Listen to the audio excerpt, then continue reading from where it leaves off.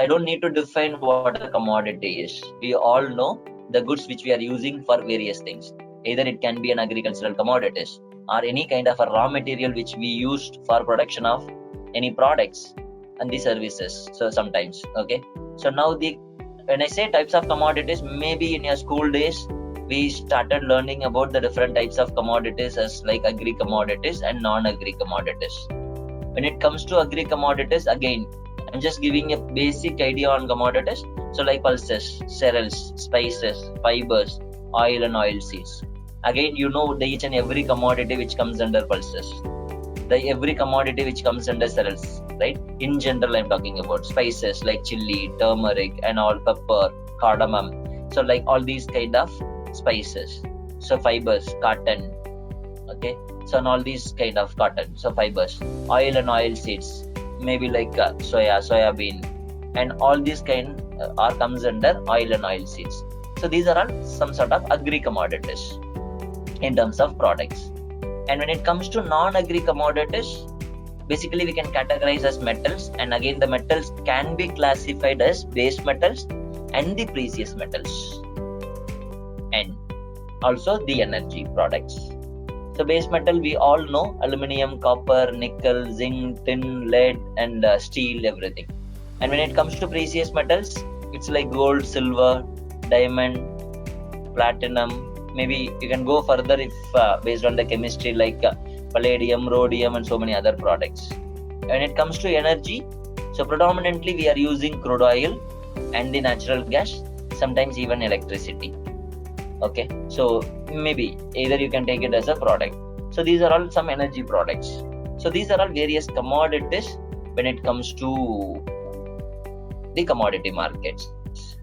On the other side, like what we discussed about the market, so here also we all know what is the retail market is. So where we can buy all these commodities at a small quantity, and we know the different wholesale market. Let's say for example, if I'm talking about chili, so basically we know Guntur is the wholesale market. If I'm talking about turmeric, Nizamabad. If I'm talking about gold, either Ahmedabad or Mumbai is going to be the wholesale marketplace. So whereas retail, I can buy in any jewelers in any cities, even in the urban or villages. Now, so these are all kind of retail versus wholesale market. And the other way, so there is a market. Now, there is something called OTC market. So when I say OTC market, which is considered as over-the-counter markets. So what is over-the-counter markets? So which is nothing but just like, let's say for example, if I'm going to the jeweler, I'm going to stay in front of the cash counter. I'm going to stay in front of the delivery counter. So I'm going to stay in front of the salesman. So that's what over-the-counter transaction is going to be. Either you can call it as OTC market, or you can also call it as physical market when it comes to commodity markets. On the other way, I can also buy gold through commodity exchanges. Okay, so probably we don't have a spot exchange here, but at least we can go for some exchange traded products. Maybe if you look at the major agricultural produce committee or the farmer producers organizations, sometimes they do have some mechanism. Other than the OTC market, they also hold some prices in the respective areas. Sometimes that can also be considered as exchange traded products, but predominantly since we are dealing with the kind of NSE, BSE, MCX and various other exchanges, so we call it as exchange traded products. And here also the big market is spot and derivatives market. So commodity market, so far if you look at the electronic based spot exchange like equity, we don't have, and that's where I was talking about farmer producers organization. Sometimes we can call it as a spot market. So there we can go and we can see the prices in the market and I can buy the products immediately. So there also, when I say immediately, it varies. So there the spot definition varies depending on the quantity. Let's say if I'm going to buy 1 kg rice, probably I'll pay, the transaction will happen and the settlement also happen immediately. Rather, if I'm going to buy 100 kgs, imagine I don't carry 100 kgs. Now I may transact, I may make the payment, but the settlement will be done by the delivery partner, and they may take half an hour or 1 hour time frame. So the definition varies.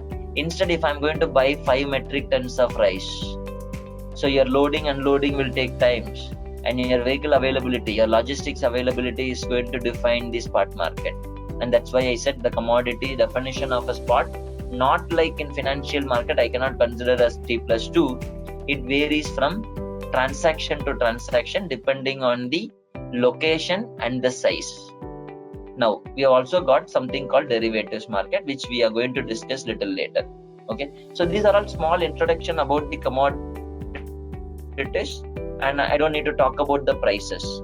Okay, and each and every commodity will have a price code. I cannot say, let's say for example, what is the price of rice.